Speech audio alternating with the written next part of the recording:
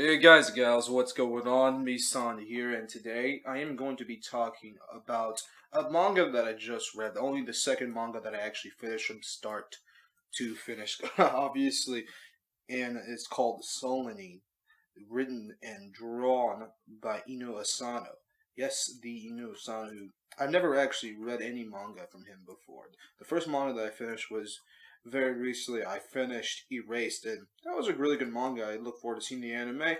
Inu Asano's actually apparently never had any animes written. Animes made from his mangas. Though Solanin was made into a live action film directed by Takahiro Miki, starring Ao Miyazaki. Wow, Ao Miyazaki, huh? I don't think there's any relation to Hayao Miyazaki at all. Though that would have been cool, but that's who played a lead character, who is Miyako. And yeah, that came out 2010. So anyway, Solanin is a slice of life manga that he wrote, Asano, in 2005. June 30th was the initial start date, and then it ended. April 6, 2006, and it's a phenomenal manga. Definitely check it out. Slice of life, and what it's about is simple. So Miyako and Tanama. I'm probably saying his name wrong. The Japanese name's gonna be hard. Tanida graduated from university about 2 years ago, so they're like 24 years old, 22 maybe. So they have no real goals or directions, and they went into society. And clueless as she is, Miyako, she decided to work as an office lady and at this office, obviously, to pay rent, while Tananan worked as an illustrator in a press company, earning just enough so that they can help each other. They don't have to struggle so much. So while Tanada, I'm saying his name so bad, but sorry.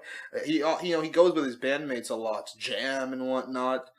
From his old college days, he still feels that something's missing, and his bandmates know what it is. They need to step out and promote themselves and let their songs shine and create a band.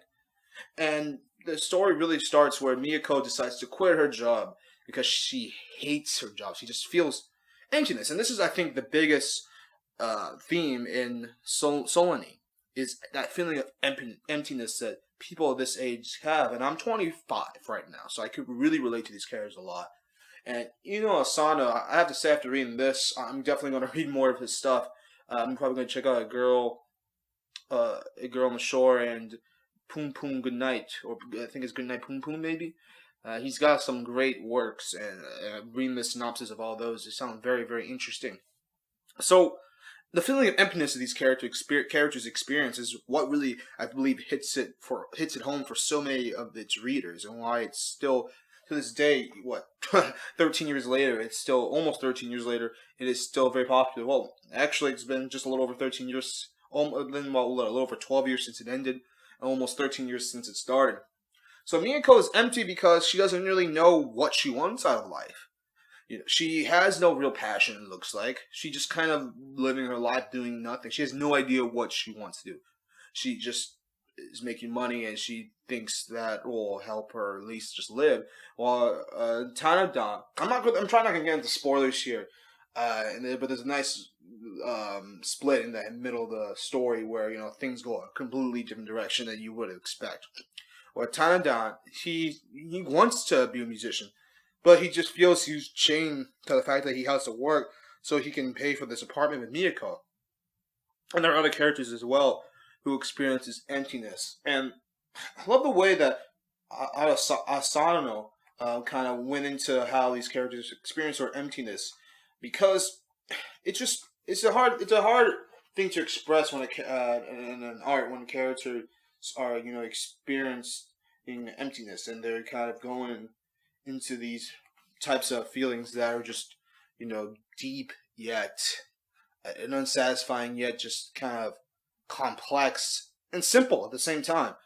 And he expresses that so well, not just with his writing, but with his drawing. And his drawing is equally phenomenal. A lot of great detail in there. But in Solani, you really get to see how a lot of people from age 21 to 26, I would say, maybe 27, feel about life. They just feel as though we're cogs in the machine, that we have to go work a regular day job that we really don't want to do. Some of us don't know what we want to do. Some of us know exactly what we want to do, but we don't really have the 100% courage to pursue it because it's just tough and we've been beaten down by reality. I think that's one of the biggest points of Solanin is that reality is harsh. It's just reality is reality. You might not like something about reality, but you kind of have to just accept it for what it is because you're not. I mean, you can change systems and whatnot, which I guess can influence and change reality. But something happens, it happens, and you have to deal with that, and you have to deal with all the consequences. All the characters, there are other characters as well in the manga who are working these day jobs. One character goes to school, even though he's done, really done with college. Well, he's supposed to be done with college, but he's still in school. And I think it's because he just doesn't want to feel that emptiness that he sees his friends feeling. Another character is just doing working the shitty day job, and he won't even think about why he's doing it and if he even likes it or not, or what he wants to do because he doesn't want to experience that emptiness inside of him.